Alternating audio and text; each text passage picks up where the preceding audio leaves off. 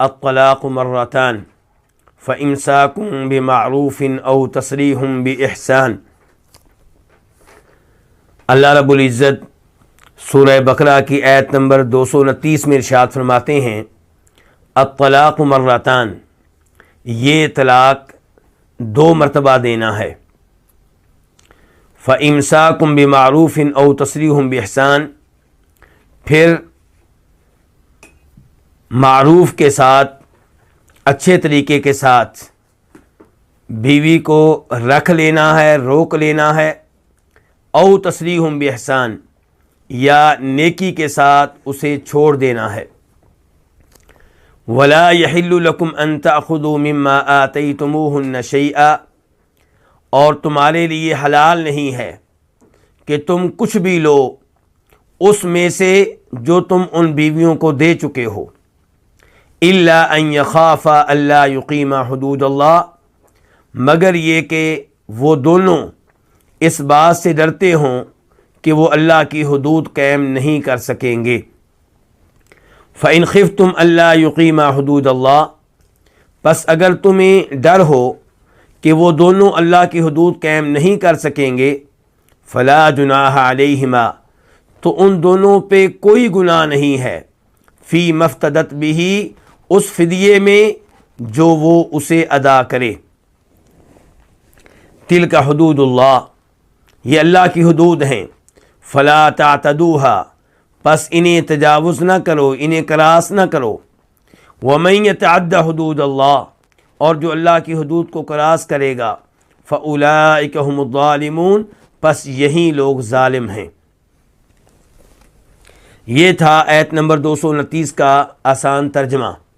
اب ہم اس آیت کے الفاظ، مفردات اور تفسیر کی طرف آتے ہیں۔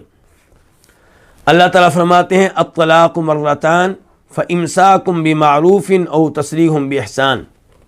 الطلاق، اس کا ترجمہ کیا جا رہا ہے یہ طلاق۔ یہ کا ترجمہ کہاں سے آیا؟ کیونکہ طلاق کے اوپر الف لام داخل ہے، اور یہ الف لام عہد کے لیے ہے، یعنی کہ اشارہ اس طلاق کی طرف ہے جس کا تذکرہ پہلے سے ہو رہا ہے، اور جس طلاق کا پہلے سے تذکرہ ہو رہا ہے وہ طلاق رجعی ہے، یعنی کہ وہ طلاق ہے جس کے بعد خامند عدت کے دوران اپنی بیوی سے رجوع کر سکتا ہے۔ تو الطلاق مرتان، یہ طلاق پھر کون سی ہوئی؟ رجعی طلاق۔ تو الطلاق، یہ طلاق مرتان، 2 مرتبہ ہے۔ مرتان یہ تثنیہ ہے مرتن کا، مرتن کا معنی ہوتا ہے ایک بار، ایک دفعہ۔ مرتان 2 دفعہ، 2 بار، یعنی کہ رجعی طلاق کتنی بار آپ دے سکتے ہیں؟ 2 بار۔ فَإِمْسَاكٌ بِمَعْرُوف، امساک اس کا معنی ہے روک لینا، یہ مصدر ہے باب امسکا یمسکو کا، تو اس کا معنی کیا ہوتا ہے؟ روک لینا۔ بمعروف، معروف کے ساتھ، اچھے طریقے کے ساتھ۔ اور امساک جو ہے اس کو آپ مبتدا بنا سکتے ہیں، اس کا مطلب یہ ہوگا کہ اس سے پہلے خبر مقدر ہے، محذوف ہے، اور وہ ہوگی علیکم، یعنی کہ ایک بار طلاق دینے کے بعد یا دوسری بار طلاق دینے کے بعد تمہارے اوپر واجب ہے۔ کیا واجب ہے؟ 2 کاموں میں سے ایک کام۔ پہلا کام کیا ہے کہ اس کو اچھے طریقے سے روک لینا، یعنی کہ عدت کے دوران رجوع کر لینا۔ او کا معنی کیا ہوتا ہے؟ یا۔ تسریح، یہ بھی مصدر ہے، سرح یسرح سے چھوڑ دینا، بے احسان، نیکی کے ساتھ، نیکی کرتے ہوئے آپ اس کو چھوڑیں۔ اس آیت میں اللہ رب العزت نے سب سے پہلے یہ بیان کیا ہے کہ رجعی طلاق آپ 2 بار دے سکتے ہیں، یعنی کہ 2 طلاقوں کے بعد، 2 بار طلاق دینے کے بعد تیسری بار جب آپ طلاق دیں گے تو وہ رجعی طلاق نہیں ہوگی، وہ طلاق بین ہوگی۔ اس کے بعد میاں بیوی کے آپس میں رہنے کا کوئی بھی راستہ باقی نہیں رہے گا۔ البتہ پہلی طلاق دینے کے بعد عدت کے دوران خامند رجوع کر سکتا ہے، اور عدت گزر جائے تو اس سے نیا نکاح ہو سکتا ہے اگر وہ لڑکی بھی نکاح کرنے پہ راضی ہو، لیکن عدت کے دوران اس لڑکی کی رضامندی کے بغیر یک طرفہ رجوع ہو سکتا ہے۔ تو بہرحال پہلی طلاق کیا ہوتی ہے؟ رجعی طلاق، یعنی کہ جس میں رجوع ہو سکتا ہے۔ دوسری طلاق بھی کیا ہوتی ہے؟ رجعی طلاق۔ تو اللہ نے کہا الطلاق مرتان، رجعی طلاق کتنی بار ہوگی؟ 2 بار۔ یہاں پہ یہ بیان کر دینا مناسب ہوگا کہ اللہ نے کہا ہے کہ یہ طلاق 2 بار دینی ہے، یعنی کہ اگر کوئی ایک بار کہہ دے کہ تمہیں 3 طلاقیں ہیں تو وہ ایک ہی طلاق قرار پائے گی، اگر کوئی ایک ہی بار کہہ دے کہ تمہیں 5 طلاقیں ہیں وہ ایک ہی طلاق قرار پائے گی۔ اور یہاں پہ میں سب سے پہلے وہ حدیث آپ کے سامنے رکھنا چاہوں گا جسے امام مسلم رحمہ اللہ روایت کرتے ہیں جناب عبداللہ ابن عباس رضی اللہ تعالیٰ عنہما سے کہ نبی علیہ الصلوۃ والسلام کے زمانے میں 3 طلاقیں ایک شمار ہوتی تھیں، جناب ابو بکر رضی اللہ عنہ کے زمانے میں 3 طلاقیں ایک شمار ہوتی تھیں، جناب عمر فاروق کے ابتدائی زمانے میں 3 طلاقیں ایک شمار ہوتی تھیں۔ پھر انہوں نے کہا کہ لوگ اس کام میں جلد بازی کر رہے ہیں جس میں انہیں مہلت دی گئی تھی، تو کیوں نہ ہم 3 کو 3 شمار کریں۔ اس کے بعد انہوں نے 3 کو 3 شمار کرنا شروع کر دیا۔ یہاں پہ مقام غور یہ ہے کہ نبی علیہ الصلوۃ والسلام کے زمانے میں 3 طلاقیں ایک قرار پاتی ہیں، جناب صدیق کے زمانے میں 3 طلاقیں ایک قرار پاتی ہیں، جناب عمر فاروق کے ابتدائی زمانے میں 3 طلاقیں ایک قرار پاتی ہیں۔ اس کے بعد جناب عمر فاروق نے کہا کہ آئندہ ہم 3 کو 3 شمار کریں گے، اور جناب عمر نبی نہیں ہیں، شریعت نبی علیہ السلام کے زمانے میں مکمل ہو چکی ہے۔ تو پھر آپ جناب عمر فاروق کے اس فیصلے کے بارے میں کیا کہیں گے؟ یہ ان کا فیصلہ بطور حکمران ہے، تو جب تک وہ حکمران ہیں یا بعد میں آنے والا کوئی حکمران بھی اس فیصلے کو برقرار رکھ سکتا ہے، لیکن شریعت تبدیل نہیں ہوگی، شریعت وہی رہے گی جسے نبی علیہ الصلوۃ والسلام دے کر گئے تھے۔ جناب عمر فاروق کا یہ فیصلہ تعزیر کہلائے گا، یہ سزا تھی ان لوگوں کے لیے جنہوں نے طلاق کو کھیل تماشا بنا لیا تھا۔ جب بھی طلاق دے رہے ہیں 3 طلاقیں دے رہے ہیں، جبکہ طلاق دینے کا درست طریقہ یہ ہے کہ ایک موقع پہ آپ ایک طلاق دیں، پھر کبھی ضرورت پڑی تو آپ دوسری طلاق دیں گے، پھر کبھی ضرورت پڑی تو آپ تیسری طلاق دیں گے، ورنہ ایک طلاق دینے سے آپ کی وہ خواہش پوری ہو جائے گی جو آپ اپنے دل میں رکھتے ہیں، اس لیے دوسری طلاق تیسری طلاق دینے کی ضرورت نہیں ہے۔ حدیث کے ساتھ ساتھ قرآن کریم سے بھی یہی ثابت ہوگا کہ ایک موقع پہ 3 طلاقیں دی جائیں تو وہ ایک طلاق قرار پائے گی، بلکہ صحیح موقف وہی ہے جسے شیخ الاسلام ابن تیمیہ رحمہ اللہ نے اختیار کیا ہے کہ جب کوئی ایک طلاق دے گا تو اس کے بعد دوسری طلاق اس وقت تک نافذ نہیں ہوگی جب تک کہ اس سے رجوع نہیں کر لے گا، یا عدت کے گزرنے کے بعد نیا نکاح نہیں کر لے گا۔ یعنی کہ دوسری طلاق آپ اسی عورت کو دے سکتے ہیں جو طلاق یافتہ نہ ہو، جو پہلے سے طلاق یافتہ ہے، جسے آپ نے ایک طلاق دے دی ہے اور رجوع نہیں کیا، اسے آپ دوسری طلاق کیسے دیں گے؟ دوسری طلاق دیں گے تو وہ آپ اس عورت کو دے رہے ہیں جو پہلے سے ہی طلاق یافتہ ہے، اس لیے دوسری طلاق نافذ نہیں ہوگی۔ اور یہی کچھ ہمیں معلوم ہوتا ہے اللہ رب العزت کے فرمان سے، یا ایھا النبی اذا طلقتم النساء فطلقوهن لعدتهن، کہ جب آپ عورتوں کو طلاق دیں تو ان کی عدت کے موقع پہ دیں۔ جب ایک عورت کو طلاق ہو چکی ہے اور پہلی طلاق دیے ہوئے 1 دن گزر چکا ہے یا 1 مہینہ گزر چکا ہے یا 1 حیض گزر چکا ہے، آپ دوسری طلاق دیں گے تو یہ وہ طلاق نہیں ہے جو فطلقوہن لعدتہن کے مطابق ہے. اس دوسری طلاق سے عدت کا آغاز نہیں ہو سکے گا کیونکہ وہ عورت پہلے سے عدت میں ہے. تو اس لیے اس معاملے میں جو موقف شیخ الاسلام ابن تیمیہ رحمہ اللہ نے اپنایا ہے وہی موقف درست نظر آتا ہے. واللہ تعالی اعلم. تو بہرحال ایک موقع پہ 3 طلاقیں دی جائیں تو وہ ایک طلاق قرار پائے گی. اللہ تعالیٰ فرماتے ہیں الطلاق مرتان، طلاق 2 مرتبہ دینا ہے، اور ہر طلاق کے بعد کیا ہوگا؟ فَإِمْسَاكُمْ بِمَعْرُوفٍ أَوْ تَسْرِيحٌ بِإِحْسَانٍ.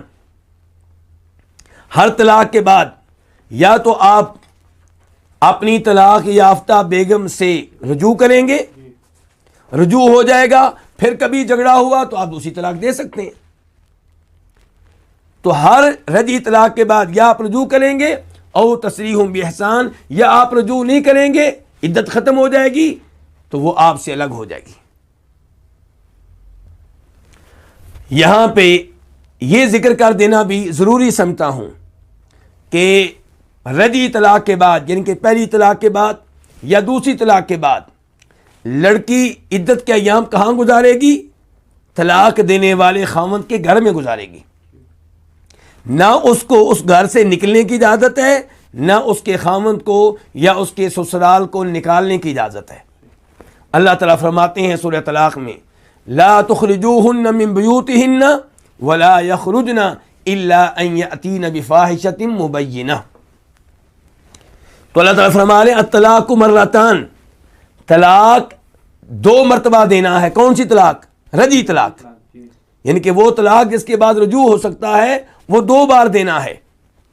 فَإِمْسَاكُمْ بِمَعْرُوفٍ، اس طلاق کے بعد یا تو اچھے طریقے سے اس کو رکھ لینا ہے، معروف طریقے سے. اس کا مطلب یہ ہے کہ اگر آپ نے عدت کے ایام میں طلاق یافتہ اپنی بیگم سے رجوع کر لیا تو اسے تنگ نہیں کرنا، تکلیفیں نہیں دینی، احسان نہیں جتلانا. فَإِمْسَاكُمْ بِمَعْرُوفٍ، اسے رکھنا ہے تو اچھے طریقے سے رکھنا ہے، پیار کے ساتھ رکھنا ہے، محبت کے ساتھ رکھنا ہے، اخلاق کے ساتھ رکھنا ہے.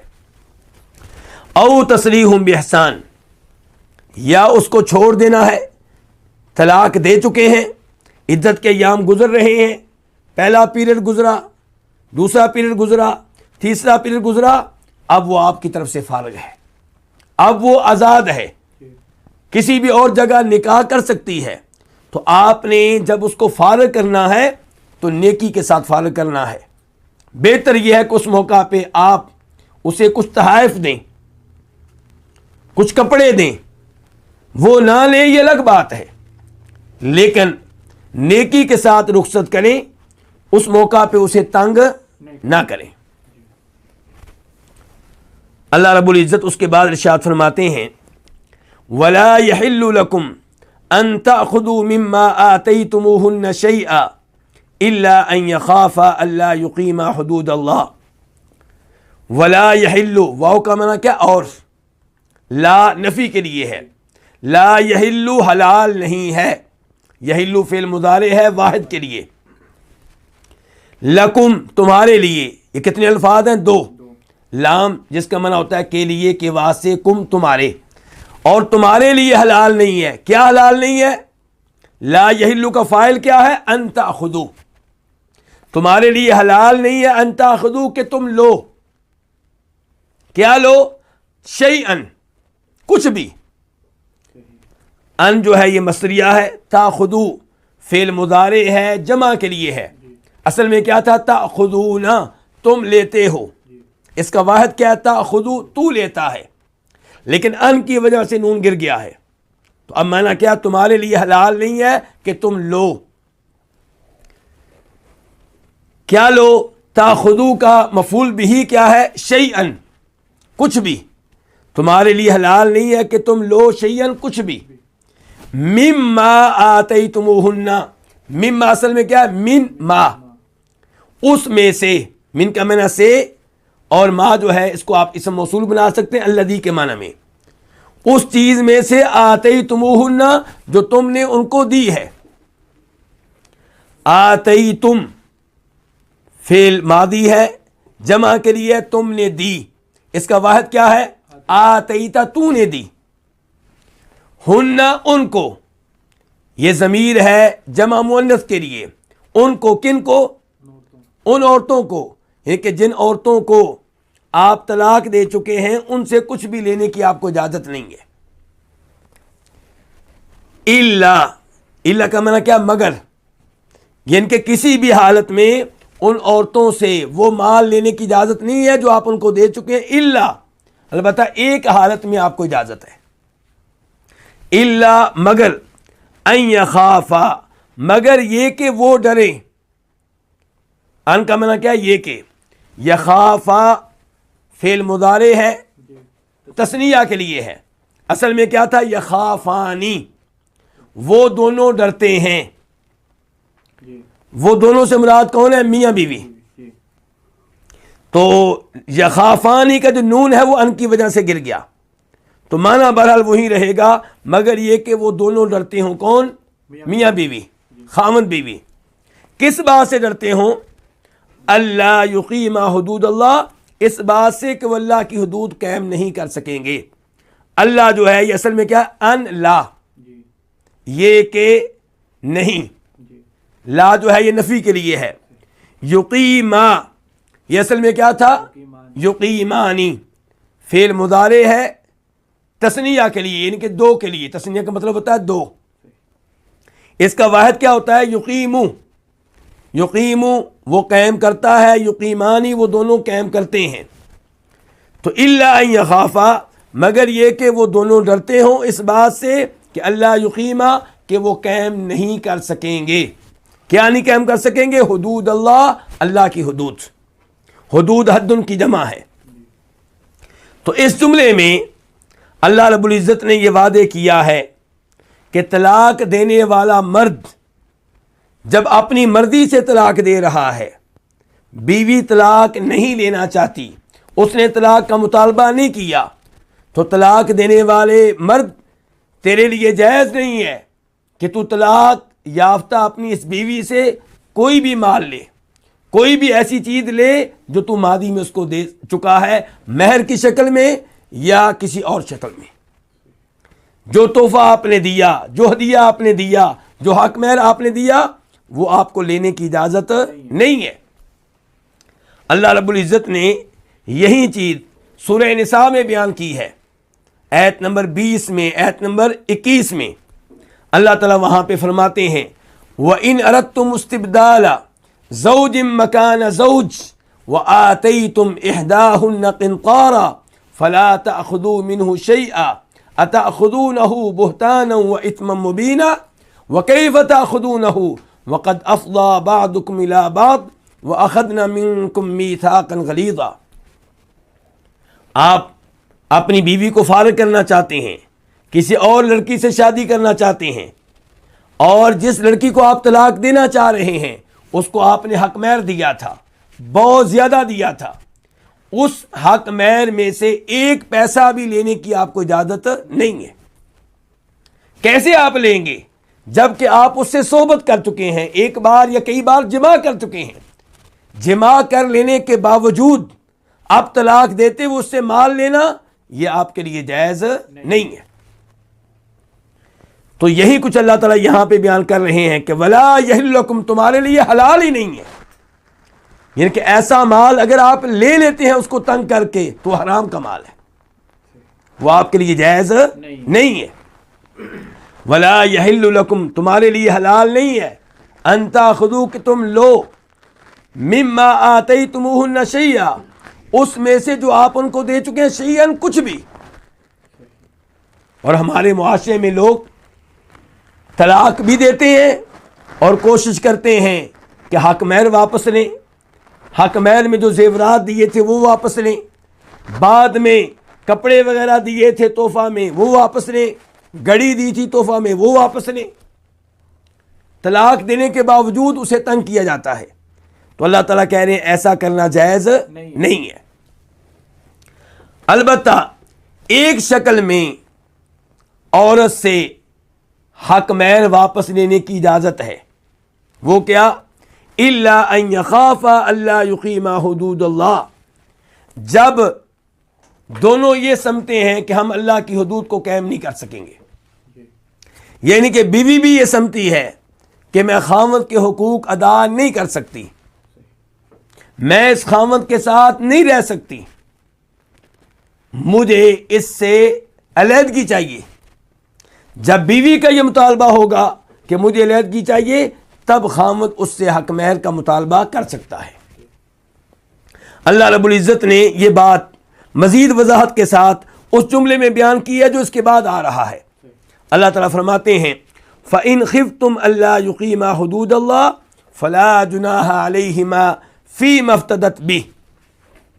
فَإِنْ ان شرطیہ ہے، کیا معنی اس کا؟ اگر.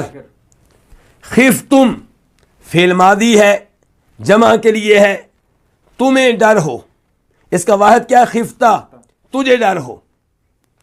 تو فَإِنْ خفتم اگر تمہیں ڈر ہو، مخاطب کون ہے یہاں پہ؟ یہاں پہ میاں بیوی کے رشتہ دار مخاطب ہیں، وقت کے حکمران مخاطب ہیں، قاضی اور جج مخاطب ہے. وہ سب لوگ مخاطب ہیں جن کا میاں بیوی کے معاملے سے تعلق اور واسطہ ہے اور جو ان کے معاملے میں اپنا کردار ادا کر سکتے ہیں. فَإِنْ خِفْتُمْ پس اگر تمہیں ڈر ہو کس بات کا؟ اللہ اصل میں کیا؟ ان لا، جیسا کہ پچھلے جملے میں گفتگو ہو چکی ہے کہ اللہ یقیم حدود اللہ، پس اگر تمہیں ڈر ہو کہ وہ دونوں اللہ کی حدود قائم نہیں کر سکیں گے، فلا جناح تو کوئی گناہ نہیں ہے، کوئی حرج نہیں ہے. لا نفی جنس کے لیے ہے، جناح کوئی گناہ، کوئی حرج نہیں ہے. علیہما ان دونوں پہ، کن دونوں پہ؟ میاں بیوی پہ. ان دونوں پہ کوئی گناہ نہیں ہے. کس معاملے میں کوئی گناہ نہیں ہے؟ فی مفتدت بھی، اس میں جو فدیہ کے طور پہ وہ دے. کون دے؟ وہ بیوی. بھی اس کو، کس کو؟ خاوند کو. ما اسم موصول ہے الذی کے معنی میں. افتدت فعل ماضی ہے، مؤنث کے لیے ہے. افتدت اس نے فدیہ دیا. اس کا واحد مذکر کے لیے کیا ہوگا؟ افتدا. اس ایک مرد نے فدیہ دیا. افتدت اس ایک عورت نے فدیہ دیا. افتدت بھی ہی کی ضمیر کدھر جا رہی ہے؟ مرد کی طرف جا رہی ہے. تو اس جملے میں اللہ رب العزت نے خلا کے احکام بیان کیے ہیں. اور یہاں پہ پہلے میں یہ وضاحت کر دوں کہ خلا کا لفظ عربی میں ہے خلع، یعنی کہ لام کے اوپر آپ سکون اور جزم پڑھیں گے، لیکن اردو میں خلا کہا جاتا ہے، اس لیے میں بھی خلا ہی کہوں گا. تو اللہ رب العزت نے یہاں پہ خلا کے احکام بیان کیے ہیں. خلا کسے کہتے ہیں؟ خلا کا مطلب یہ ہے کہ عورت خاوند سے علیحدگی کا، طلاق کا، جدائی کا مطالبہ کرتی ہے اور اس کے عوض میں مال دینے کے لیے تیار ہے، مال دیتی ہے، حق مہر دیتی ہے. جب کبھی خاوند اور بیوی کے مابین جدائی ہوگی اس بنیاد پہ کہ بیوی حق مہر یا اس کا کچھ حصہ واپس کر رہی ہے، تو اسے خلا کہا جائے گا، چاہے اس میں لفظ خلا کا استعمال ہوا ہو یا نہ ہوا ہو. مثال کے طور پہ عورت کہتی ہے مجھے طلاق دو، خاوند کہتا ہے طلاق لینا چاہتی ہو تو میرا حق مہر واپس کرو. عورت کہتی ہے ٹھیک ہے میں حق مہر واپس کرتی ہوں، وہ کہتا ہے ٹھیک ہے میں نے تمہیں طلاق دی. تو اس طلاق کو کیا کہا جائے گا؟ خلا کہا جائے گا، کیونکہ یہاں پہ علیحدگی مال کے عوض میں ہوئی ہے. بیوی نے مال دیا ہے، حق مہر دیا ہے یا حق مہر کا کچھ حصہ دیا ہے، تو اسے کیا کہا جائے گا؟ خلا کہا جائے گا. تو اللہ تعالیٰ یہاں پہ بیان کر رہے ہیں کہ جب بیوی علیحدگی کا مطالبہ کرے اور عدالت یہ سمجھے، رشتہ دار یہ سمجھیں، ثالثی کونسل یہ سمجھے، پنچایت یہ سمجھے کہ واقعی یہ دونوں اب آپس میں مل کر نہیں رہ سکتے، اگر رہیں گے تو اللہ کے حدود کو، اللہ کے احکام کو پامال کریں گے، اللہ کی شریعت کی خلاف ورزی کریں گے، تو اس شکل میں خلا واقع ہو جائے تو اس میں کوئی حرج نہیں ہے، کوئی گناہ نہیں ہے. یہاں پہ ایک سوال یہ اٹھے گا کہ اللہ نے یہ کیوں کہا ہے کہ ان کے اوپر گناہ نہیں ہے؟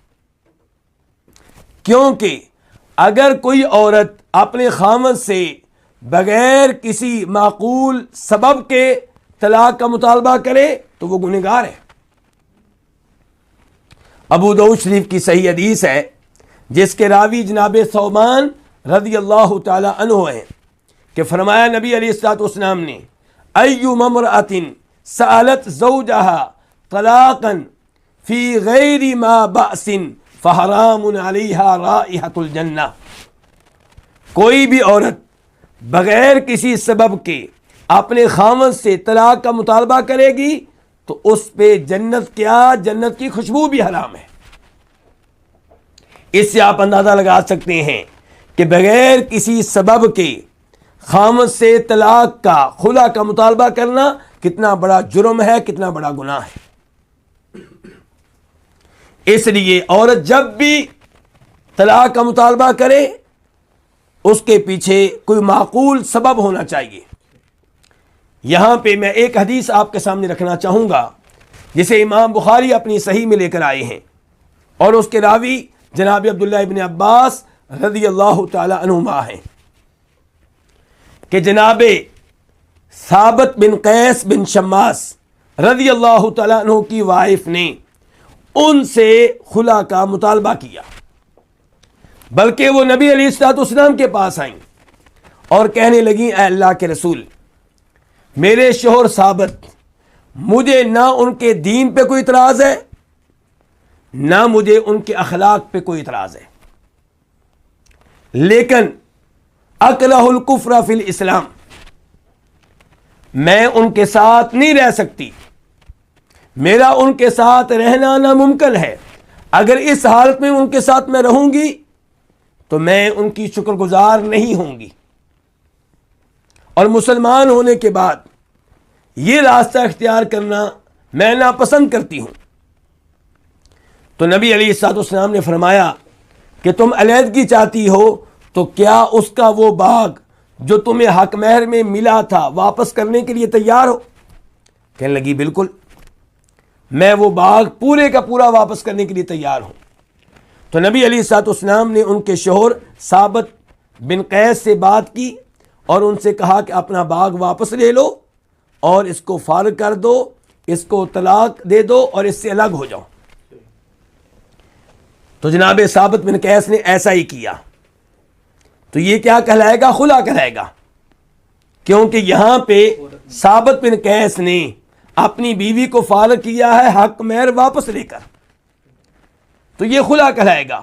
اور یہاں پہ یہ بھی وضاحت کر دوں کہ خلا اور طلاق میں فرق ہے، اس لیے خلا جب ہوگا تو عدت 3 حیض نہیں ہوگی بلکہ 1 حیض ہوگی، اور اس بارے میں باقاعدہ حدیث ہے جسے عبداللہ ابن عباس روایت کرتے ہیں، امام ترمذی اور ابو داؤد اپنی اپنی حدیث کی کتب میں لے کر آئے ہیں کہ جب ثابت بن قیس نے اپنی بیوی کو فارغ کیا تھا اور ان کے مابین خلا واقع ہوا تھا تو نبی علیہ الصلوۃ والسلام نے ان کی وائف سے یہ مطالبہ کیا تھا کہ وہ 1 حیض عدت گزاریں۔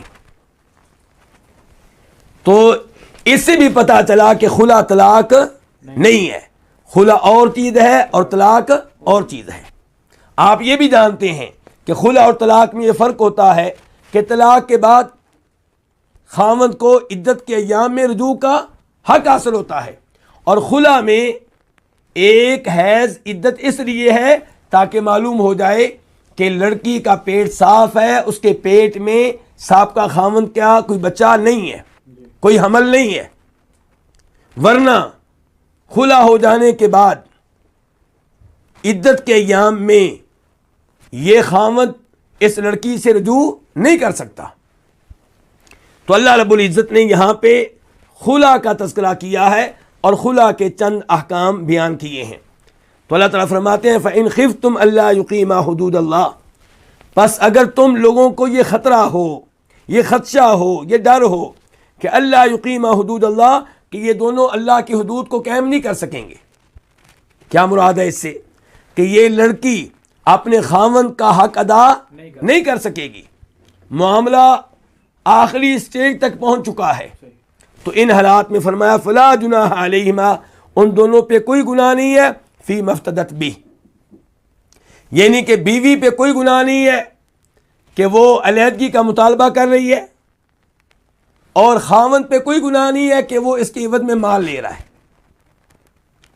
پہلے اللہ نے کیا کہا تھا اوپر کہ وَلَا يَحِلُّ لَكُمْ أَن تَأْخُذُوا مِمَّا آتَيْتُمُوهُنَّ شَيْئًا، کہ بیوی کو طلاق دینا اور طلاق دے کر حق مہر واپس لینا، یا حق مہر کا کچھ حصہ واپس لینا، یا جو بھی تحائف دیے تھے واپس لینا، یہ تمہارے لیے حلال نہیں ہے۔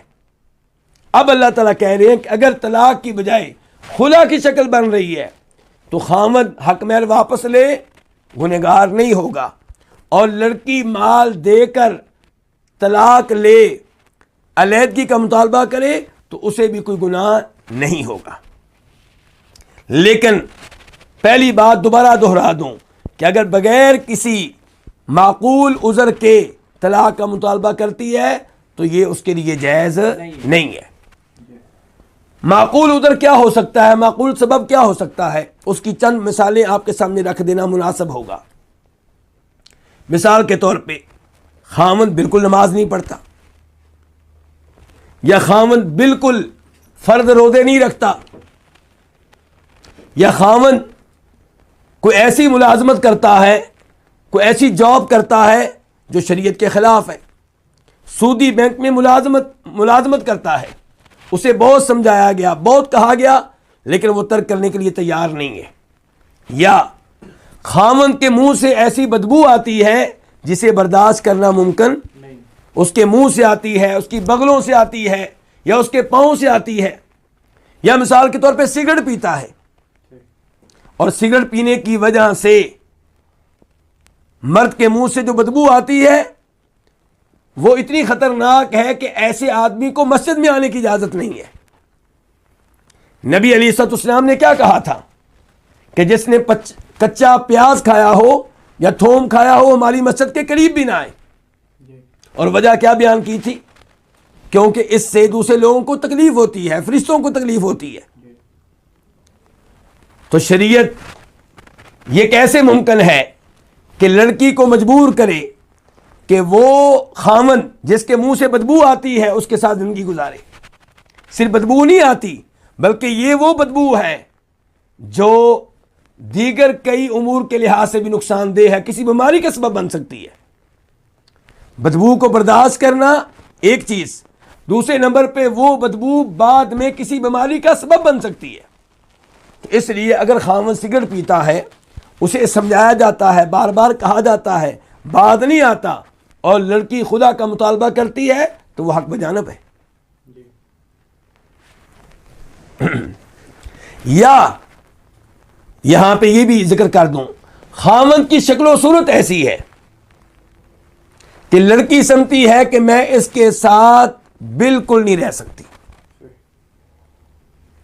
خودکشی کر لوں گی لیکن اس کے ساتھ نہیں رہ سکوں گی۔ جب معاملہ اتنا خطرناک ہو رہا ہو تو پھر یہاں پہ خلا کا جواز نکلتا ہے۔ لیکن ایک لڑکی کہتی ہے کہ کوئی مسئلہ نہیں ہے سوائے اس کے کہ میرا دل اس مرد کی طرف مائل نہیں ہوتا، میرے دل میں اس کی محبت پیدا نہیں ہو رہی، تو یہ کوئی ایسا سبب نہیں ہے جس کی وجہ سے خلا کا مطالبہ کیا جائے۔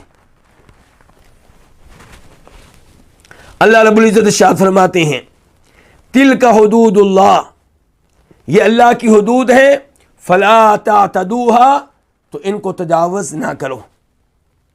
اللہ نے جو احکام یہاں پہ بیان کیے ہیں کوئی بھی ان کو کراس کرنے کی کوشش نہ کرے۔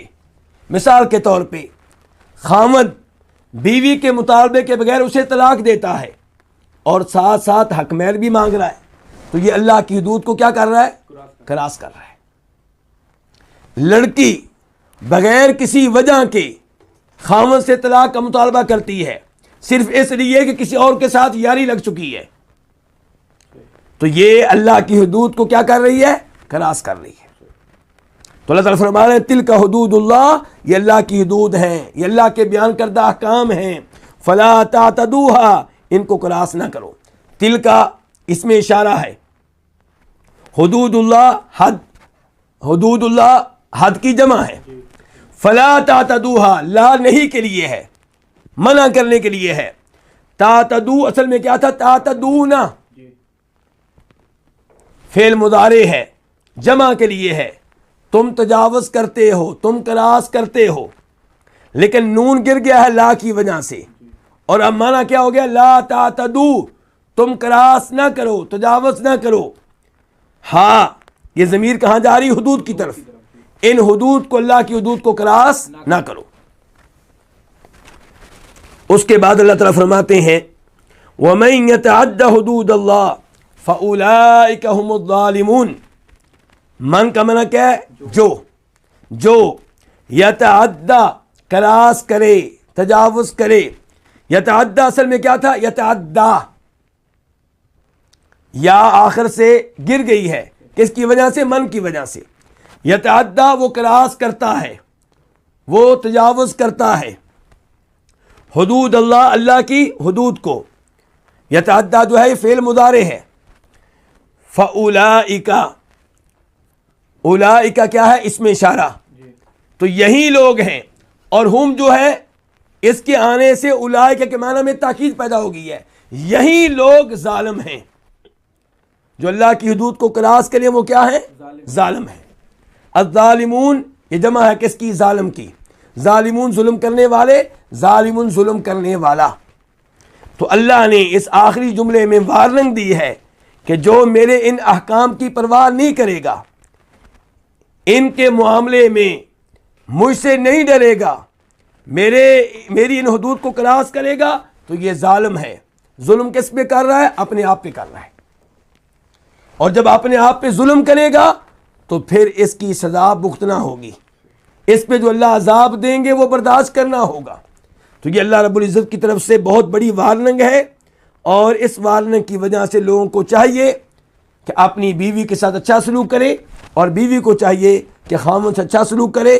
دونوں ایک دوسرے سے ڈیلنگ کرتے ہوئے, ایک دوسرے سے معاملہ کرتے ہوئے اللہ کی حدود کو کراس کرنے سے باز رہیں.